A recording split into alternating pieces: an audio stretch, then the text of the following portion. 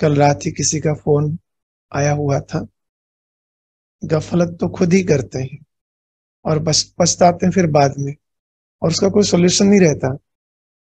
वो बता रहे थे कि मैं बाबा का बनकर बहुत दुखी हो गया।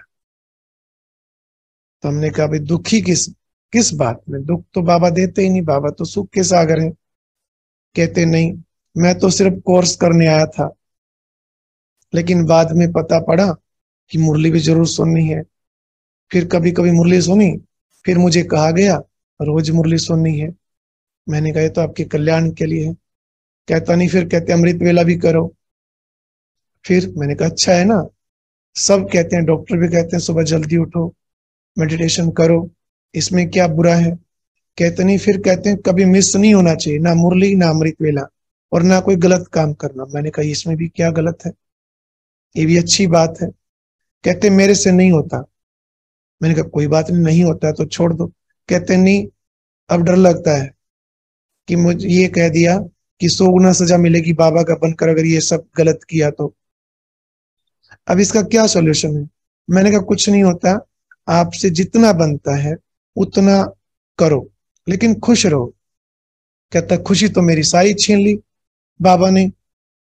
अब बताओ, बाबा खुशी छीनता है या बाबा खुशी देता है? पता नहीं माया ने कैसे उल्टा मुंह फेर दिया। सारी बातें उल्टी उल्टी कर रहे थे। क्या जवाब दें ऐसी आत्मा को? डिप्रेशन में थी वो आत्मा। क्यों डिप्रेशन होता है पता है? बैलेंस नहीं रखते, किसी बात को लेकर उसकी इतनी गहराई में चले जाते हैं, स्थिति इतनी अच्छी होती नहीं। जैसे बाबा कहते हैं, दीदियां कहते हैं, विधि पूर्वक तरीके से चलो, ज्यादा ओवर नहीं होना चाहिए। लेकिन कहीं ना उधर के रहते ना उधर के रहते। फिर मैंने कहा ठीक है, आप जो मर्जी करो, आपको खुली छुट्टी है। कहते नहीं दीदी बुलाते। मैंने कहा कोई नहीं बुलाएगा, ब्लॉक कर दो। कहते हैं ठीक है, फिर अब मैं फिर से जैसे पहले रात को 12-12 बजे घर आता था, ऐसे आऊंगा, ऐसे शराब वगैरह पीऊंगा, ये करूंगा वो करूंगा। अब वो खुद कह रहा है जैसे पहले करता था अब ऐसे करूंगा। इसका मतलब बहुत गलत कर रखा है। अब वो गलत जब सामने आता है उसका फल, फिर कष्ट होता है। फिर एक दूसरे पर ब्लेम करते हैं, आपके कारण मेरे साथ ऐसा हुआ, आपके कारण ऐसा हुआ। हम खुद ही अपनी हर परिस्थिति को क्रिएट करते हैं। हमने ही ये चीजें बनाई हैं। तो सामने जब वो आती हैं, उनका सामना करो।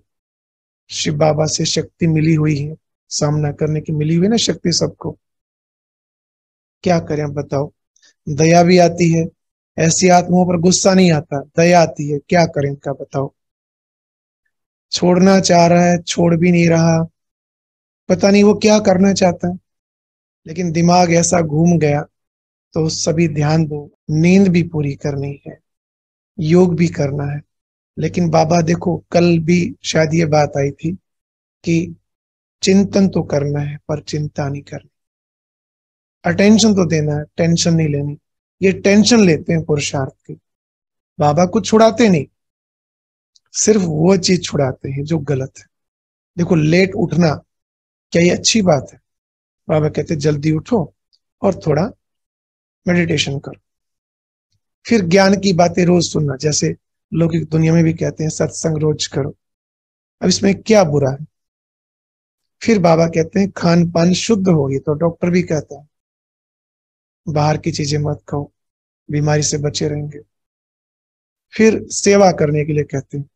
लौकिक दुनिया में भी नियम है, कितने लोग मंदिर के बाहर सफाई करते हैं, कोई सत्संगों में जाता है वहां झाड़ू लगाते हैं, कोई ईंटें पकड़ाता है, कंस्ट्रक्शन अगर चल रही होती है हम देखते हैं।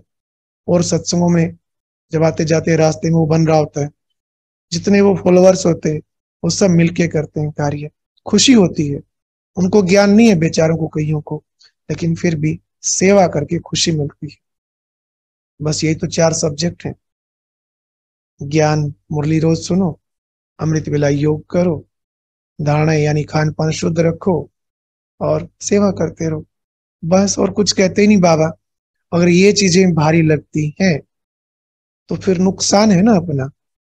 ये तो फायदे की बात है, और इसमें जितना कर सकते हो उतना करो। ये डर भी नहीं होना चाहिए जो कमजोर है उनके लिए खास, कि 100 गुना सजा मिलेगी, फिर ये होगा वो होगा। इन बातों को इतना गहराई में लेकर चले जाते हैं कि फिर वो निकलना मुश्किल हो जाता है। दवाइयां भी काम नहीं करती।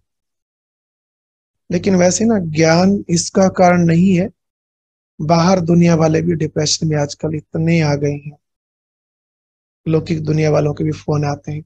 जो बाबा के बच्चे हैं वो कहते हैं कि हमारे कोई रिलेटिव्स हैं, वो उनसे एक बार बात कर लो, वो डिप्रेशन में है। तो कारण ज्ञान नहीं है। डिप्रेशन का कारण है खोटे कर्म। पूर्व जन्मों में विकर्म जो किए हुए हैं, उनका बोझा सिर पर इतना ज्यादा है कि वो भारीपन फील होता है।